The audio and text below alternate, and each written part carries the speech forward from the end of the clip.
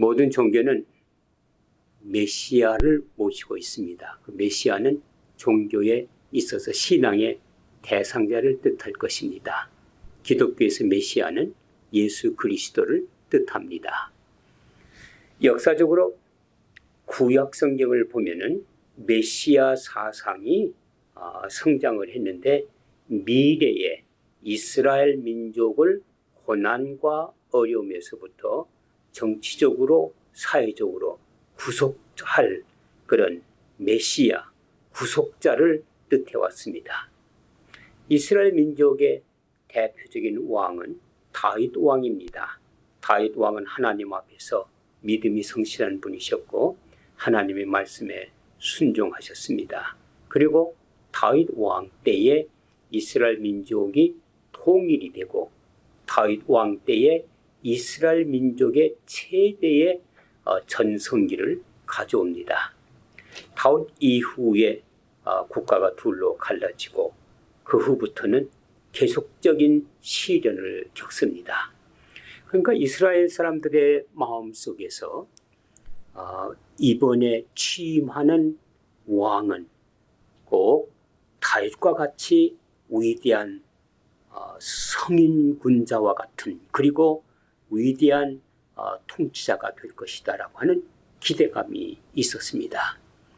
그렇지만은 왕이 세워질 적마다 항상 그 기대감은 충족하지 못했습니다.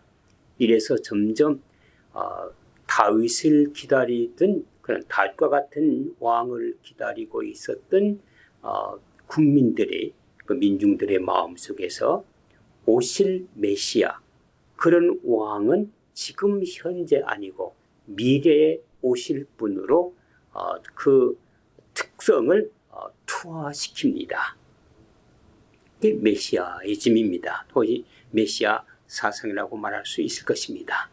끝내 이스라엘 민족이 기다리고 있었던 다윗과 같은 왕은 오시질 않았습니다. 그래서 그것을 미래의 그들의 기다림을 리프렉션, 투영시켜서 오실 메시아를 기다리게 된 것입니다. 구약에서 그 메시아의 사상은 아주 다양하게 발전했는데 정치적 메시아, 그 정치적인 왕으로서 메시아가 와서 백성을 다스릴 때 가장 평화롭고 정의롭고 그리고 풍요한 사회를 이룰 것이라고 하는 기대감입니다. 이런 기대감 때문에 고통을 당할 때에 또 국가나 사회적으로 시련기에 있을 때에 메시아 사상은 아주 극대화돼서 그를 위대한 지도자가 나타나기를 기다리는 그런 염원은 더 컸다고 볼 것입니다. 소설에서 주홍글씨를 썼던 나다니엘 호소는 그의 짤막한 단편 소설로서 큰 바위 얼굴이라고 하는 글을 썼습니다. 지금 이 큰 바위 얼굴에 대한 이야기는 세계 모든 어린이들이 자라면서 부모로부터 또 학교에서 배워온 동화같이 들려지는 이야기이기 때문에 이제는 그것을 나다니엘 호선이 썼다고 생각하는 사람은 거의 없을 만큼 보편화된 그런 스토리 이야기입니다. 스토리는 이렇게 되어 있죠. 어니스트라고 하는 한 어린이가 마을에서 성장을 했습니다. 근데 그 마을에 산봉우리에 큰 바위 얼굴이 있습니다. 큰 바위 얼굴을 한 바위라고 말할 수 있겠지요. 거기엔 전설이 얽혀져 있었습니다. 이 동네에서 저 큰 바위 얼굴을 닮은 위대한 지도자가 나올 거라고 하는 것입니다. 마음이 넓고 인격이 풍부하고 사려가 깊고 인자하고 사람들을 사랑과 관대함으로 용납하면서 사람들에게 비전을 일으켜줄 만한 그러한 지도자가 이 마을에서 태어난다고 하는 전설입니다.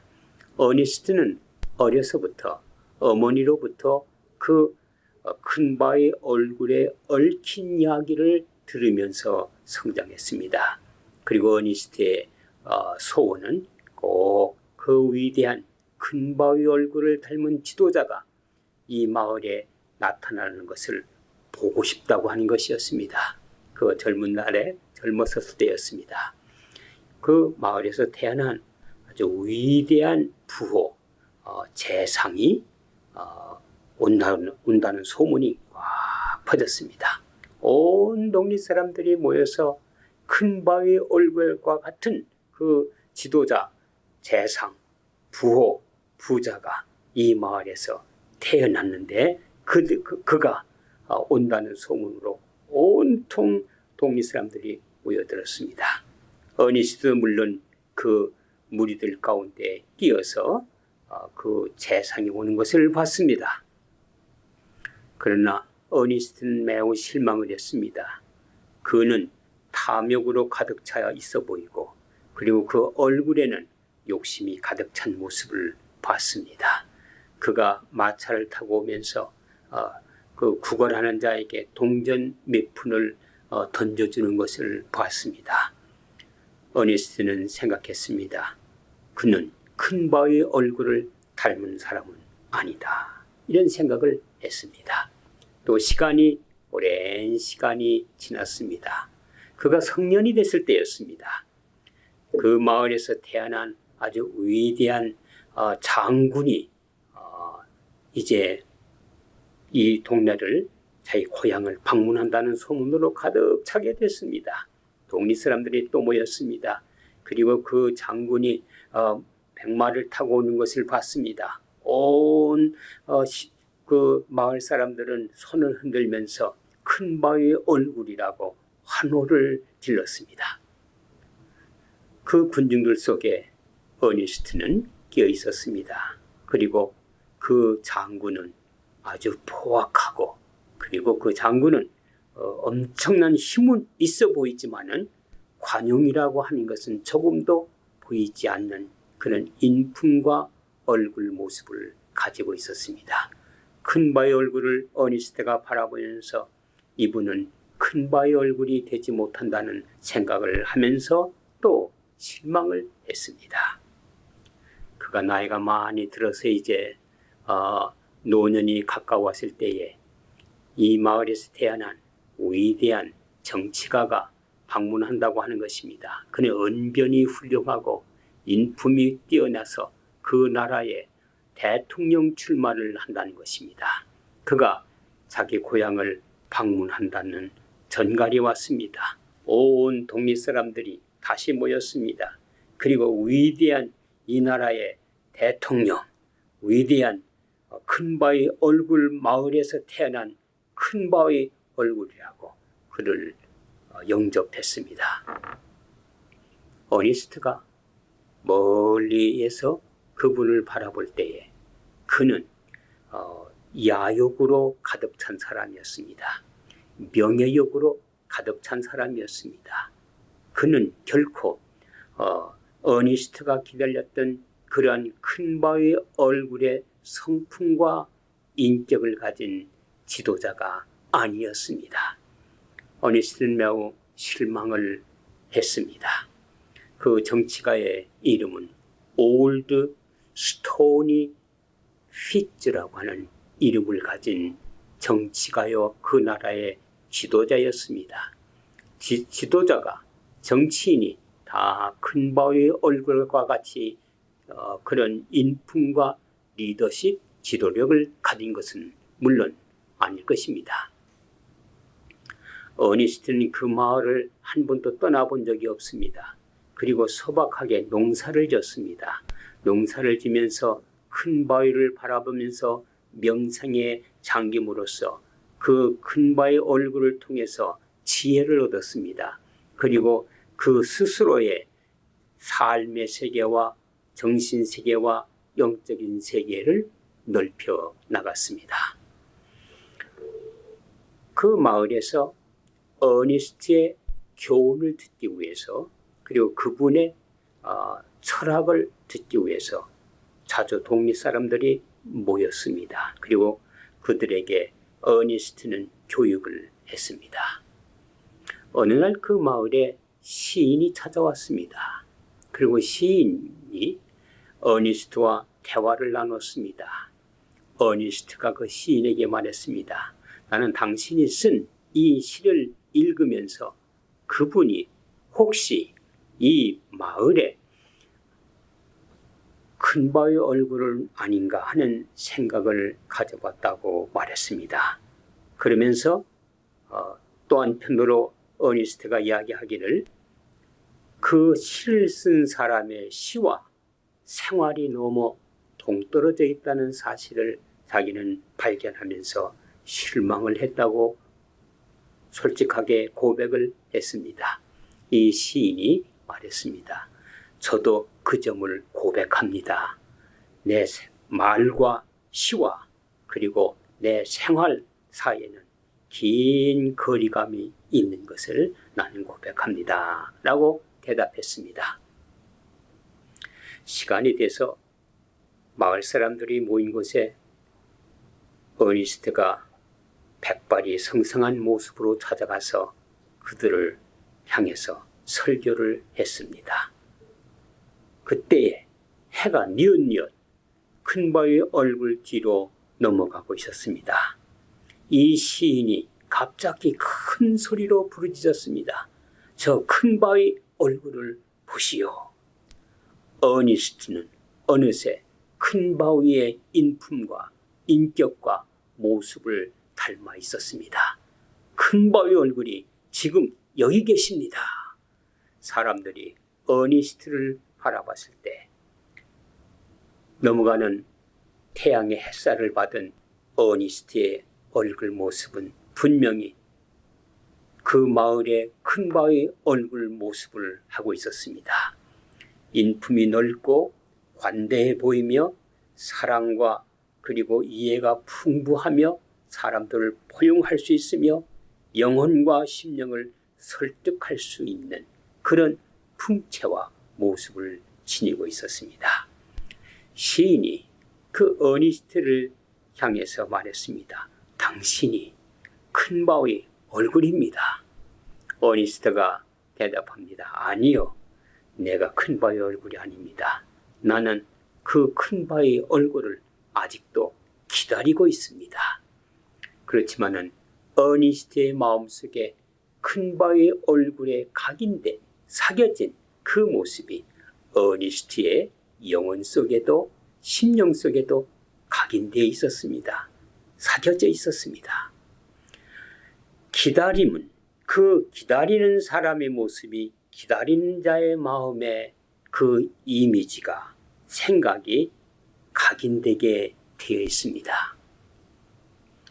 우리나라에 한때 어니스트가 기다리고 있었던 큰바위 얼굴 같은 부호도 있었습니다. 지도자도 있었습니다. 종교인도 있었습니다. 그리고 최근에는 유엔 사무총장을 지내신 반기문 총장도 계셨습니다. 그러나 큰바위 얼굴은 되지 못했습니다. 반기문 총장의 경우는 큰바위 얼굴에 나오는 그 올드 스톤이 핏자와 같은 그런 정치인은 될 수 있었을 것입니다. 메시아이즘, 메시아를 기다린다고 하는 것은 모든 종교와 사회와 국가와 그리고 역사 속에 존재해 왔습니다. 그리고 그 메시아가 주는 교훈은 역사 의식이라고 하는 것입니다. 로마가 한참 부흥되고 강성했을 때는 로마 시민들의 마음속에 역사의식이 있을 때였습니다. 그리고 역사의 참된 방향을 소망하면서 비전을 가지고 있을 때였습니다. 그래서 역사가는 이야기하기를 로마의 역사는 그 민중 속에 갖고 있는 참된 역사의식 속에 세워졌고 그 역사의식이 사라졌을 때에 동시에 로마도 사라졌다고 하는 말을 남겼습니다. 오늘 본문에 보면은 세례요한이 그 제자들을 통해서 예수님에게 메시지를 전달합니다. 우리가 오실 메시아를 더 기다려야 됩니까? 아니면 또 다른 일을 기다려야 됩니까? 그때 예수님께서 말씀하시기를 이렇게 전하거라. 눈먼 자가 눈을 뜨고 앉은 바위가 걸으며 가난한 자에게 복음이 전달된다고 하라. 구약에서 메시아가 오실 때는 눈먼 자가 눈을 뜨고 앉은 바위가 걸으며 기먹으린 자가 들으며 가난한 자에게 복음이 전파되는 것으로 되어 있습니다. 메시아의 때는, 그리고 메시아는 눌린 자에게 자유를 주며 역사의 참된 방향을 드러내며 하나님의 뜻을 드러내며 온 세계가 더불어 함께 살아갈 수 있는 평화의 리더자인 동시에 지금 영어로 말한다면 common good, for common good, 온 시민이 함께 공통적인 공감대를 이루는 동시에 공통적인 선을 누릴 수 있는 그 때가 바로 메시아의 때라고 하는 것입니다. 예수님은 이러한 메시아로서의 하늘나라의 모습과 하늘나라의 평화와 하늘나라의 진리와 하늘나라의 도리와 정의를 이 땅에 가지고 오셨고 세우셨습니다. 그분이 참 메시아였고, 그리고 모든 민중과 대중들이 기다리고 있는 메시아 상이었습니다. 오늘 한국 시대를 보면서, 그리고 역사의 불안한 현장을 보면서 참된 메시아 예수 그리스도를 다시 한번 바라보면서 그분이 우리에게 가르치고 남긴 교훈을 깊이 생각함으로써 참된 메시아의 상을 우리 마음에 되새겨야 될 것이라고 믿는 것입니다.